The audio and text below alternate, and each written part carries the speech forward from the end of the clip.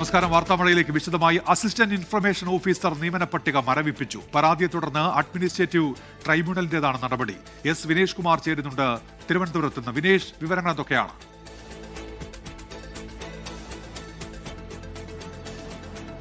ഉന്മേഷ്, ഈ assistant information ഓഫീസർമാരുടെ പട്ടികയാണ് ഇപ്പോൾ മരവിപ്പിച്ചിട്ടുള്ളത്. ഇതിൽ നിരവധി പരാതികൾ ലഭിച്ചതിൻ്റെ അടിസ്ഥാനത്തിലാണ് കേരള അഡ്മിനിസ്ട്രേറ്റീവ് വിഭാഗം ട്രിബ്യൂണൽ ഇത് മരവിപ്പിച്ചുകൊണ്ടുള്ള ഉത്തരവിറക്കിയിട്ടുള്ളത്. നമുക്കറിയാം, ഈ എംപാനൽമെൻറ്റ് പട്ടികയുമായി ബന്ധപ്പെട്ടുള്ള വിവാദമുണ്ടായിരുന്നു.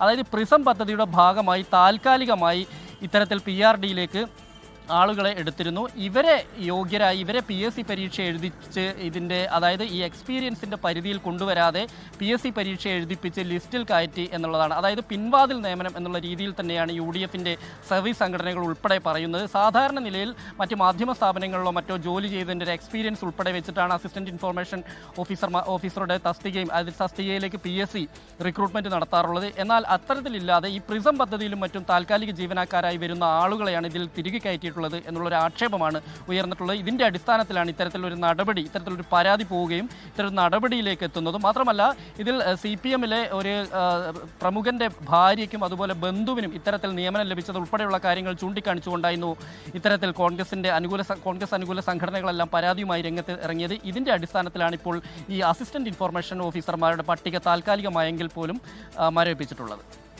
ശരി, എസ് വിനേഷ് കുമാറാണ് തിരുവനന്തപുരത്ത് നിന്ന് വിവരങ്ങൾ നൽകിയത്.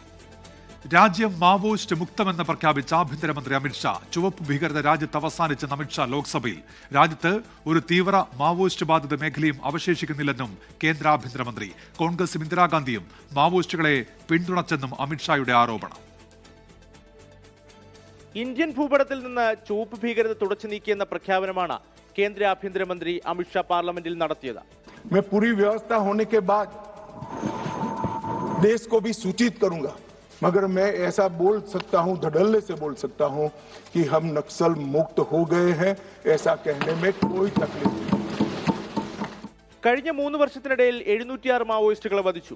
4800 മാവോയിസ്റ്റുകൾ കീഴടങ്ങിയപ്പോൾ 2000-ലധികം പേരെ ജയിലിലടച്ചുവെന്നും ആഭ്യന്തരമന്ത്രി വ്യക്തമാക്കി.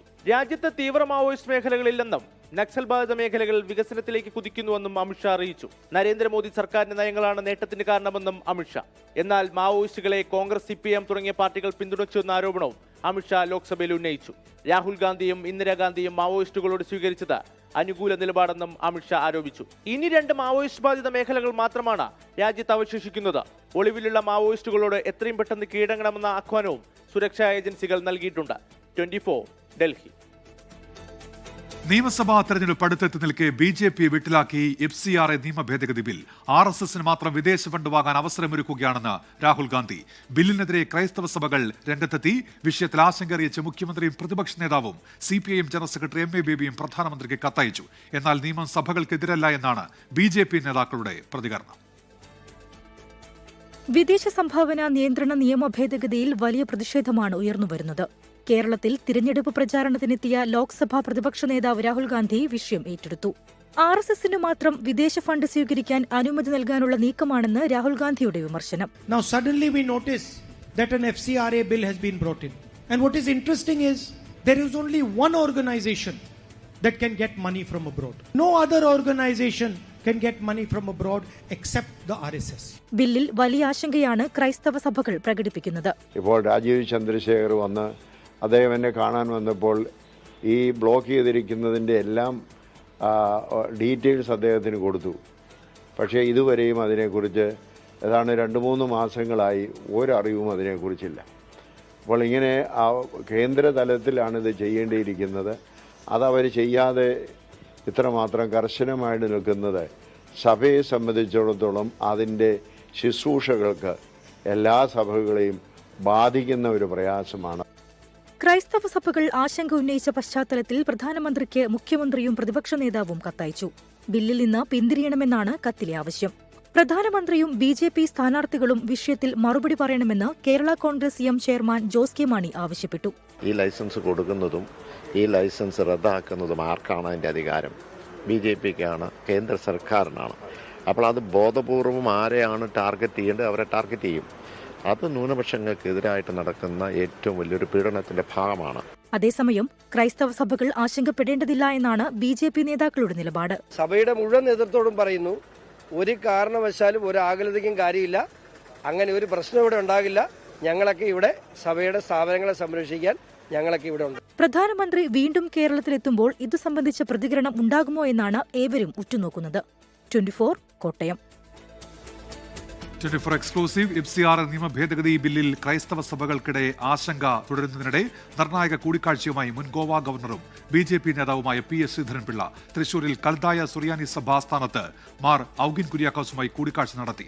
ബില്ലിൽ ആശങ്കകളുണ്ടെന്നും രാജ്യത്ത് ക്രൈസ്തവർക്കെതിരെ തുടർച്ചയായി അതിക്രമങ്ങൾ ഉണ്ടാകുന്ന സാഹചര്യമാണെന്നും മാർ ഔഗിൻ കുര്യാക്കോസ് പറഞ്ഞു. ഈ മൈനോറിറ്റി ഇഷ്യൂസൊക്കെ കുറേ ചർച്ചകൾ നടത്തിയിട്ടുള്ളതാണ്.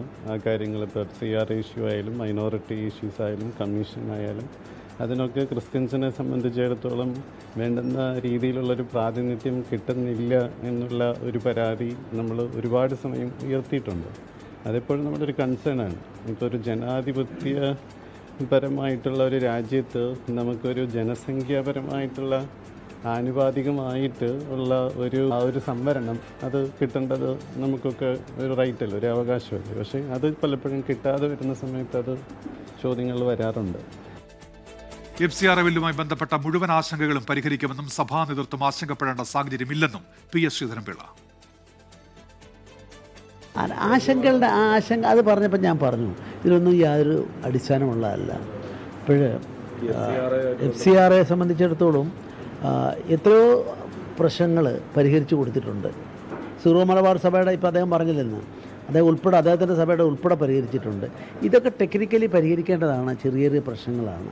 അതൊരു ഇലക്ഷൻ വരുമ്പോൾ ഉയർത്തിക്കാട്ടുന്നതിൽ വലിയ അർത്ഥമൊന്നുമില്ല. ഏതായാലും ആശങ്കയ്ക്കൊന്നും അടിസ്ഥാനമില്ല. വിഷയത്തിൽ PS ശ്രീധരൻപിള്ളയെ മുൻനിർത്തി ചർച്ചകൾ തുടരാനാണ് BJP നീക്കം.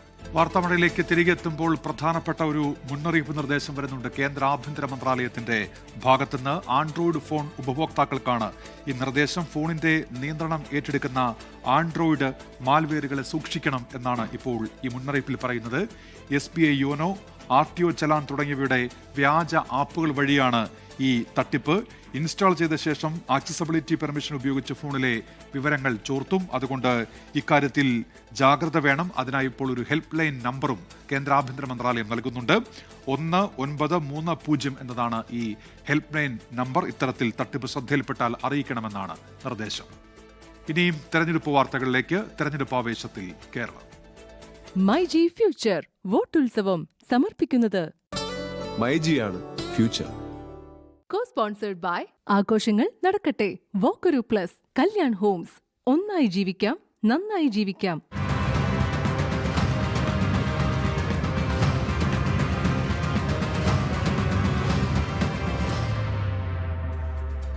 CPIM BJP ഡീൽ ആരോപണവും ശബരിമല സ്വർണ്ണക്കൊള്ളയും ഉയർത്തി UDF പ്രചാരണവേദിയിൽ ലോക്സഭാ പ്രതിപക്ഷ നേതാവ് രാഹുൽ ഗാന്ധി. CPIMനെ രക്ഷിക്കാൻ ശബരിമല സ്വർണ്ണക്കൊള്ള പ്രധാനമന്ത്രി നരേന്ദ്രമോദി മറക്കുന്നുവെന്ന ആരോപണം. BJP പിന്തുണയോടെ പ്രവർത്തിക്കുന്ന LDFനോടാണ് UDFന്റെ തെരഞ്ഞെടുപ്പ് പോരാട്ടമെന്നും അടൂരിൽ രാഹുൽ ഗാന്ധി പറഞ്ഞു. പത്തനംതിട്ടയിലെ പ്രചാരണവേദിയിൽ പോറ്റി പാരഡി ഗാനം പാടിയാണ് രാഹുൽ ഗാന്ധി ശബരിമല സ്വർണ്ണക്കൊള്ള ഉന്നയിച്ചത്. ശബരിമല സ്വർണ്ണക്കൊള്ളയിൽ സർക്കാരിനെ അതിരൂക്ഷമായി വിമർശിച്ചായിരുന്നു പത്തനംതിട്ടയിലും കോട്ടയത്തും രാഹുൽ ഗാന്ധിയുടെ തെരഞ്ഞെടുപ്പ് പ്രചാരണ പ്രസംഗം. വിശ്വാസികളെ സർക്കാർ വഞ്ചിച്ചെന്ന് രാഹുൽ ഗാന്ധി തുറന്നടിച്ചു. സ്വർണം കട്ടു അറപ്പ. So it's very interesting because from this line you can understand the truth of the election in Kerala.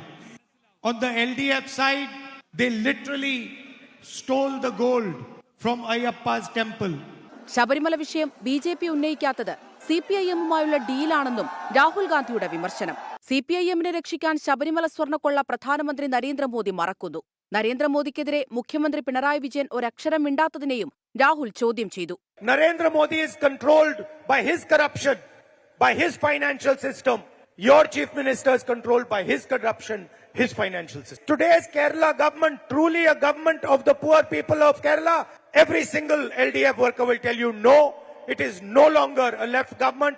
It is now a corporatist, corporate supported, corporate funded government. കോട്ടയത്ത് നടന്ന പൊതുസമ്മേളനത്തിൽ റബ്ബർ കർഷകർക്കൊപ്പം UDF ഉണ്ടാകുമെന്ന് രാഹുൽ ഗാന്ധി ഉറപ്പു നൽകി. UDF അധികാരത്തിൽ വന്നാൽ rubber വില 250 ഉയർത്തുമെന്നായിരുന്നു പ്രഖ്യാപനം. തെരഞ്ഞെടുപ്പ് പ്രചാരണത്തിനിടെ പുതുപ്പള്ളിയിലെ UDF സ്ഥാനാർത്ഥി ചാണ്ടി ഉമ്മനൊപ്പം സൈക്കിൾ ചവിട്ടി രാഹുൽ ഗാന്ധി വോട്ട് അഭ്യർത്ഥിച്ചു.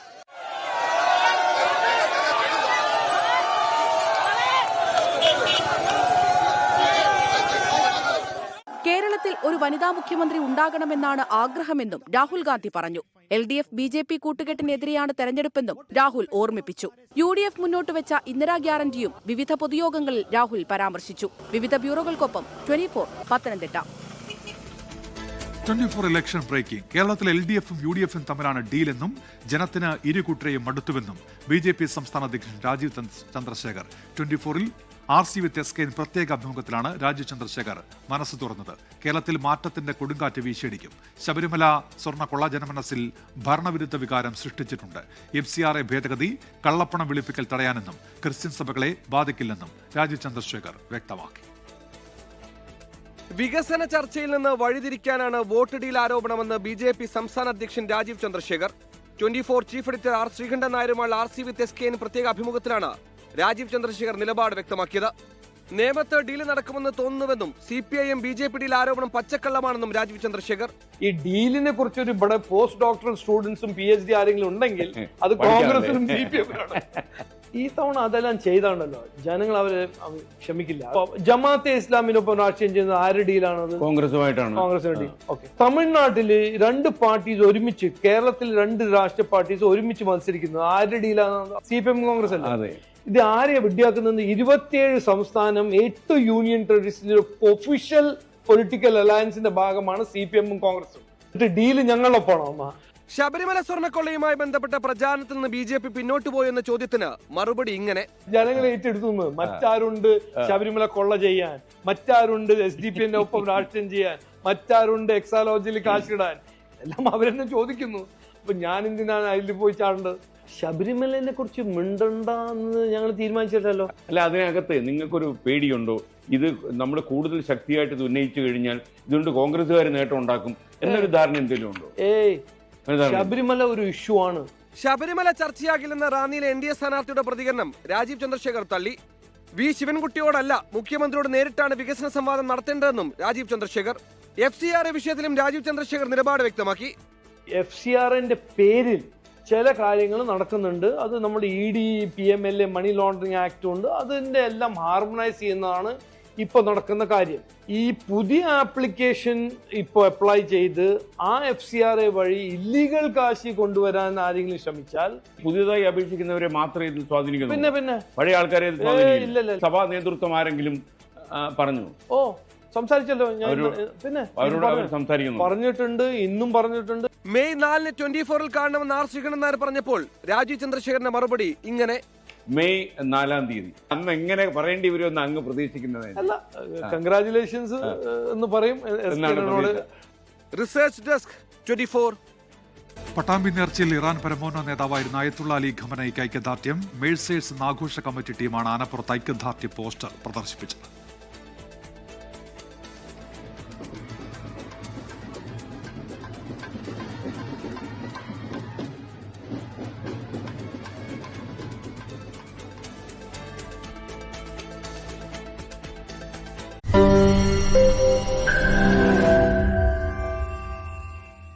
ലോകത്തെവിടെയായാലും ഏത് സമയത്തും 24 വാർത്തകളും ഓഗ്മെന്റഡ് റിയാലിറ്റി പാക്കേജുകളും എക്സ്പ്ലെയിനറുകളും വിശദമായി കാണാൻ ഞങ്ങളുടെ YouTube ചാനൽ നിങ്ങൾക്ക് സബ്സ്ക്രൈബ് ചെയ്യാം.